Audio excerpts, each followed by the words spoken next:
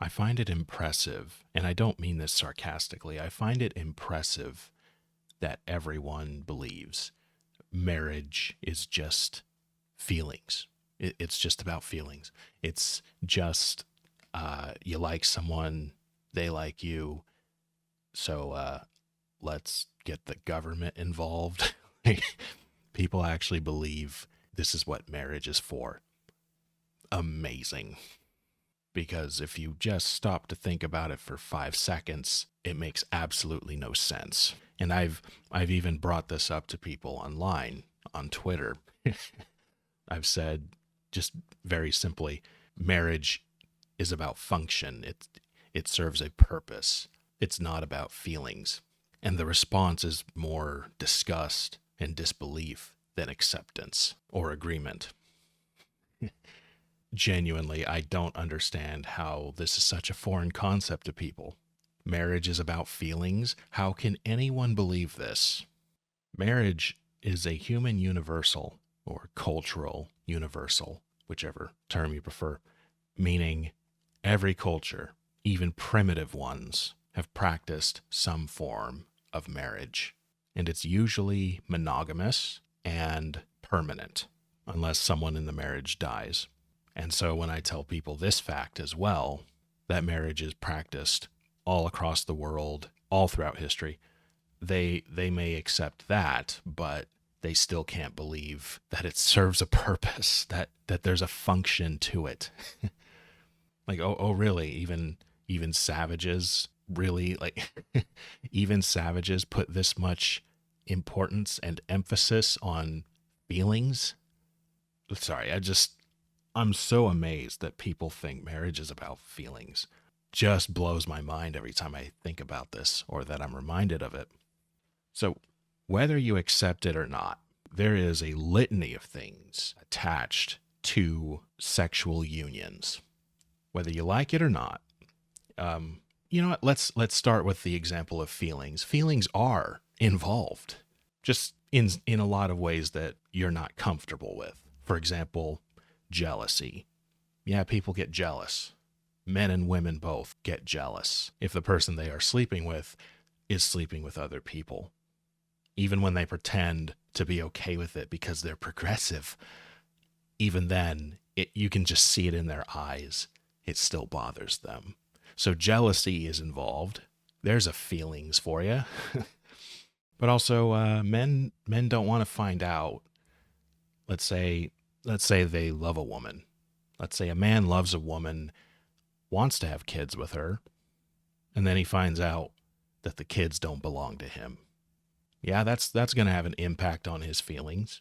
So even when you make it all about feelings, it still doesn't escape the reality of it, the function of it. You can't just have people fucking around and expect no consequences. Whether you agree that people should get jealous or not doesn't matter. People will get jealous. It should make perfect sense why people get jealous, especially men. If a man finds out his woman is sleeping with other men, he doesn't want to find out that these children that he is providing for and protecting, that he is spending so much time and effort supporting, he doesn't want to find out that they're not his. Evolutionarily speaking, it should make perfect sense why men don't want their woman with other men. No matter what angle you come at this from, it always comes back to function. Whether you are secular or religious, there needs to be regulations to fucking. You can't just let anyone do it anytime they want. Not if you want a stable society. Not if you want a healthy society. Not if you want children growing up correctly. Children need both parents, and both parents need to set an example. They need to show their children how to get along with people you don't have a lot in common with. They need to show their children how to make it in the world. They need to show their children what loyalty looks like and the importance of that. There's an endless list of things that parents need to demonstrate to their children, not just provide them. It's not just about providing for them or protecting them. It's also about setting an example. Monkey see, monkey do. Children, people in general, imitate other people. It's part of human nature. And children are especially impressionable.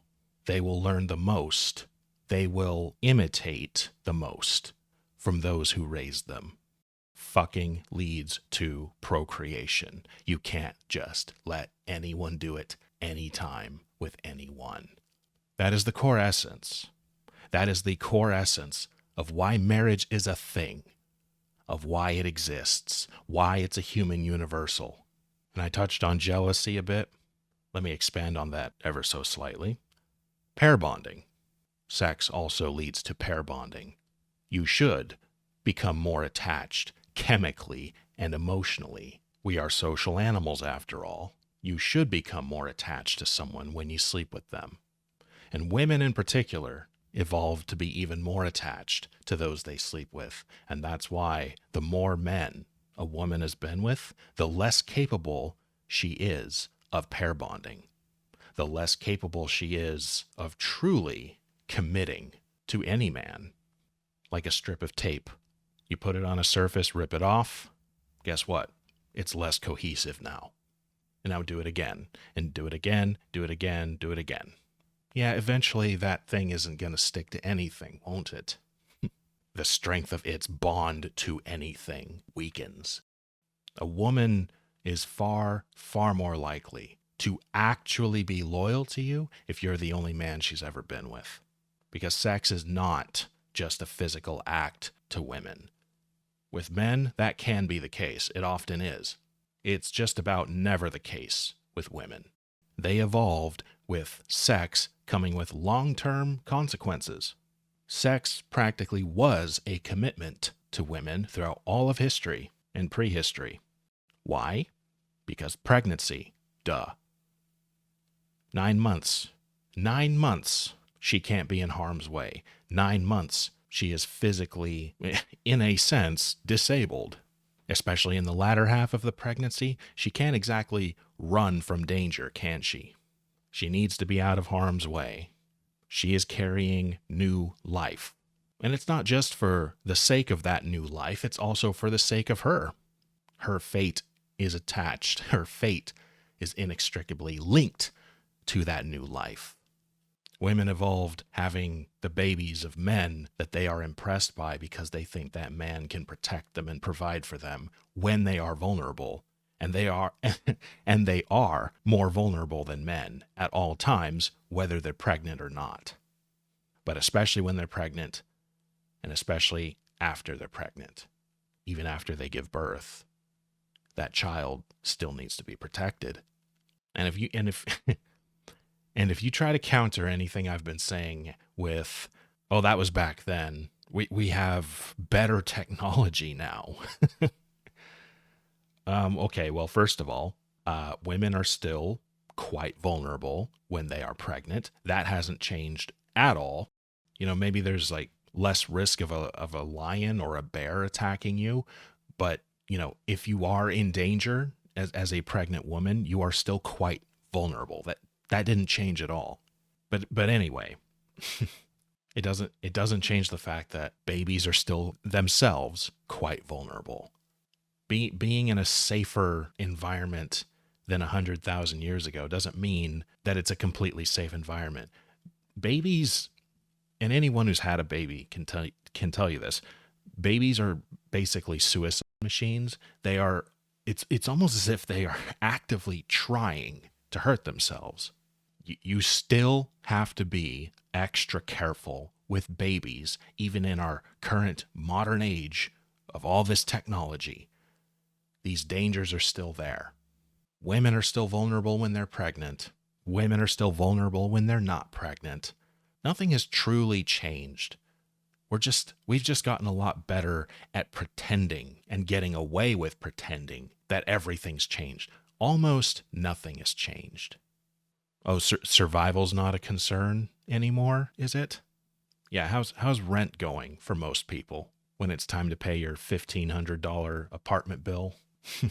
Rent, water, garbage, all that combined. You having an easy time with that? Oh, but everything's better now, right? People don't need to pair up. Nobody needs anybody else anymore. Really? You really believe that? Nothing's truly changed. And if you think anything really has, you're a fool. You're in denial. Sorry that my thoughts in this video have been a bit disorganized, but my overall point is nothing has truly changed. Marriage is a human universal because it solves a litany of problems, and it always has. And marriage has become so corrupted, both socially and legally. It's become so corrupted that we have completely forgotten the point of it. We think we don't even need it. And who is the cause? Who is the cause of this corruption of marriage, both socially and legally? It's women. Because like I said at the beginning, everybody thinks that marriage is about feelings. And no one can even accept even the possibility that it was never about feelings. With marriage, when marriage is done correctly, not the bullshit that we call marriage now, which isn't real marriage. I've been saying for years, marriage in the West doesn't even exist anymore. The way we practice it, it's literally just putting feelings on paper. It's like having a ceremony to celebrate the fact that you have a roommate that you're sleeping with. That's what marriage is now. But that's not what marriage truly is. Why it was invented in the first place, why it's a human universal. It serves a function. You could possibly even argue that true marriage is the core stabilizing force of any society. True marriage is how you correctly raise children. True marriage is how you keep families intact, both immediate families and extended families. If everyone got married and everyone did their job in their marriage, society would look a lot better than it does now. A lot better. Because everything in society stems from the family. You have broken families, you have a broken society. And if you have a broken society, you have a society that's pending collapse. Marriage is stability. It is stability. Just in case you still haven't heard me correctly, I'll say it a third time. Marriage is stability.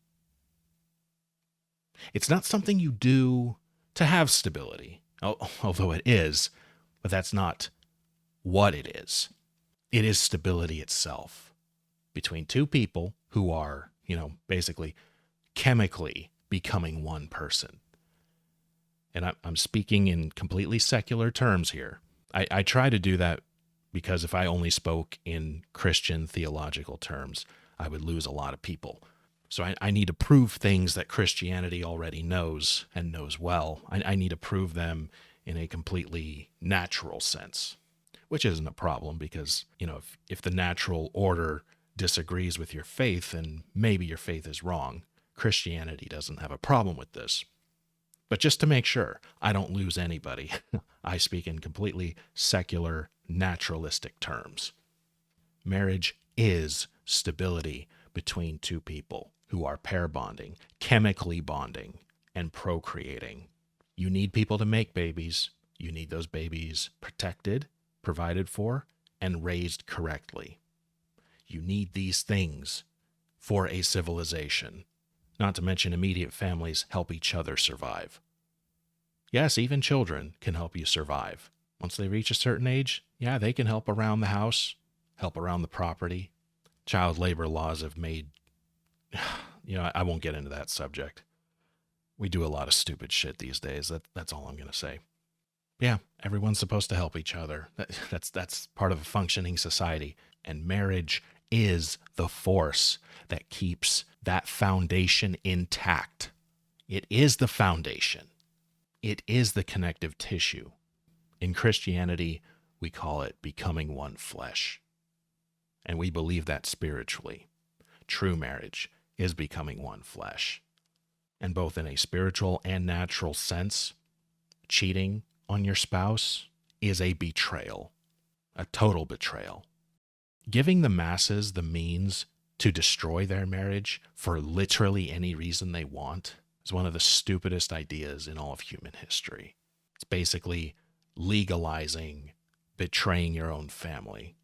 Because, yeah, destroying your marriage, ending your marriage for any reason that was not because you were betrayed first is a betrayal. If the betrayal already happened, basically the marriage was already ended.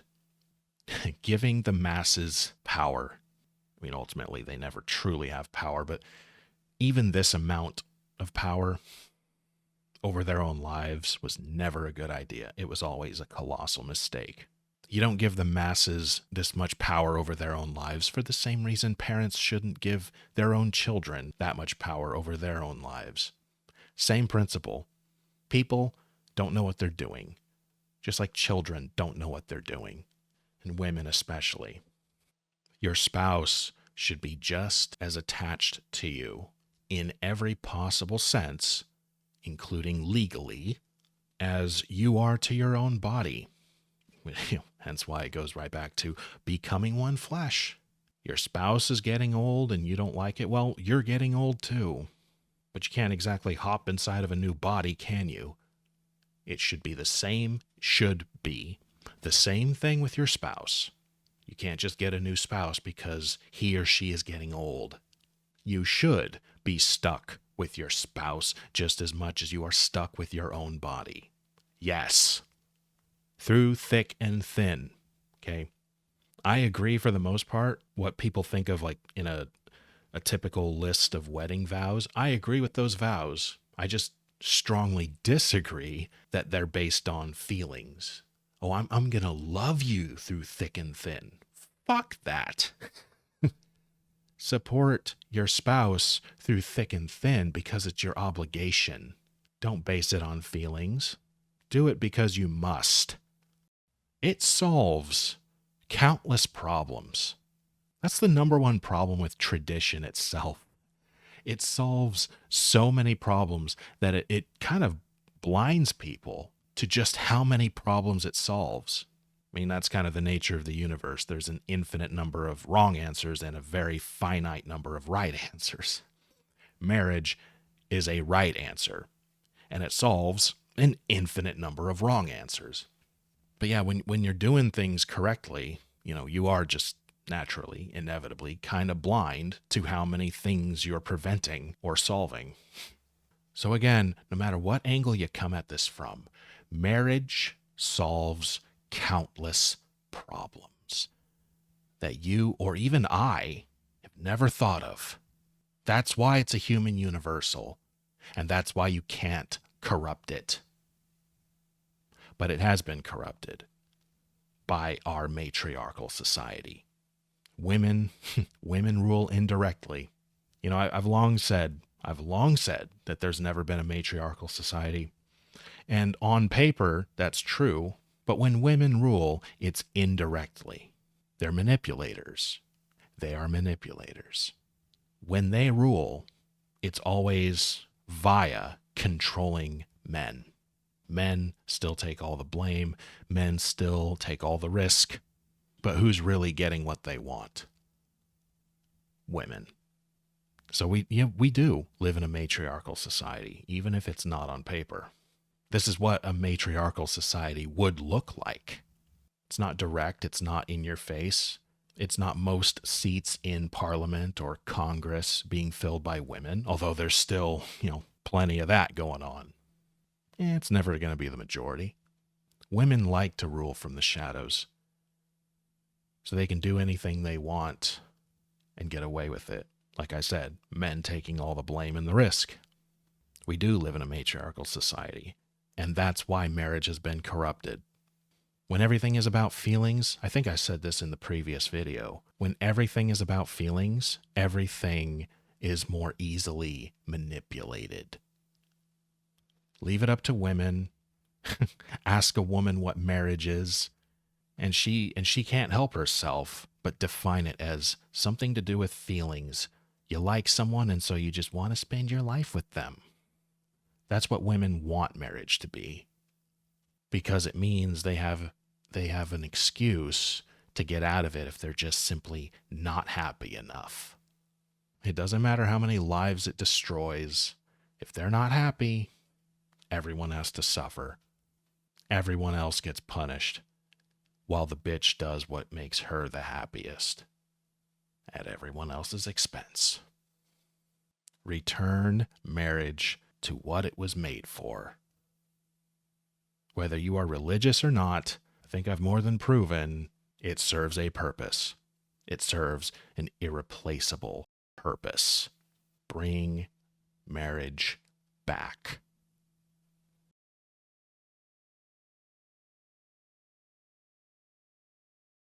All right, everyone, I have a bit of an announcement to make. I am starting something called Archaeosophy Plus. And basically, all it's going to be is post video live streams for paying members, that is. As soon as I post a video, either immediately after that or shortly after that, I'm going to have a live stream for all the Plus members, and we're just going to talk about it. An idea like this has been bouncing around in my head for a while, and I finally landed on this. I'm going to do it this way. And it's not just going to be about the video that I just posted. You know, if all of the Plus members and myself, if we're all talking and the conversation just veers off into nowhere, so what? It's not a big deal. Whatever the Plus subscribers want to talk about. And that's going to be the routine from now on. Pretty simple, pretty laid back. I'm looking forward to it. And of course, everyone in my enclave is basically already subscribed to it. So they don't have to subscribe to it directly. They're already in. And I think it'll be fun.